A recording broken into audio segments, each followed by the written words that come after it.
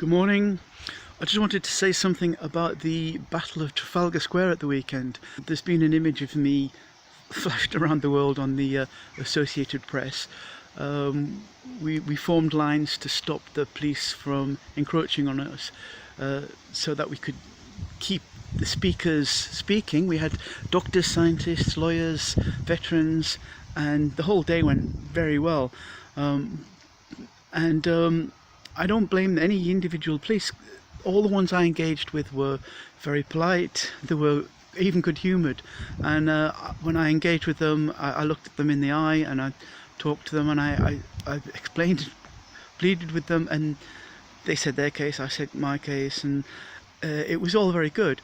The image was a bit misleading because I know the guys next to me looked very angry, and I don't blame them. They're not angry with the individual police. We want the police on our side. Angry with the who is it? Mayor Khan and Cressida Dick. They're the people we're angry with.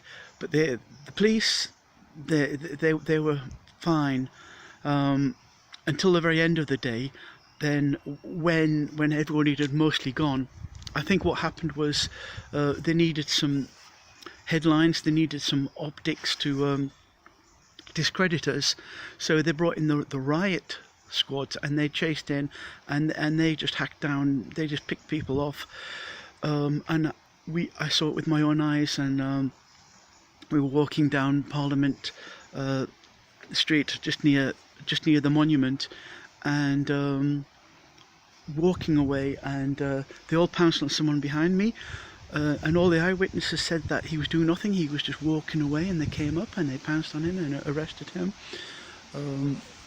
I did see someone I know, it was Kim Drops, because he had a megaphone and he was hanging around shouting, saying something in the face of these riot police, and so they brutally arrested him. They came up to me, asked me to leave, and I just said, yeah, okay, I'll go. What they needed was, they needed the optics of saying there were 30 arrests, which gives the newspaper reader the impression that we were the ones being violent, but that wasn't the case. They came to get the numbers, and there's some images of them brutally attacking people, which is bad. So can I say to all visitors who go back to London again for the 26th, that's next Saturday, have a peaceful day, engage with the police, speak to them. You can speak to them. The ones throughout the day are the good police. There's a minority of riot attack police who they're like special units that are. So at the end of the day, just get away or leave in one big group. Don't straggle. Don't be. If you're on your own, you'll probably you'll be picked off. If you're in groups, you're pretty safe. These mobile phones are excellent. We use them. We're using their technology. We're using their platforms against them. We can use them as means to defend ourselves. I just wanted to say something about I went to the gym yesterday for the first time in weeks, and I used the equipment as I would normally do, and a woman came up to me and she said, excuse me, I work for the NHS, and there's COVID around, and I saw you didn't clean the equipment after you. And so I said, well, I never do. I do because I know that the alcohol, it takes off the outer layer of the protective biome on the skin, and then when you start touching things like plastics and that, these plastics can get absorbed through your skin, especially the BPA, bisphenol A, and that's it's an endocrine disruptor. And a friend of mine gave me a dirty look as well. He said, excuse me, you know, you didn't wipe that after you.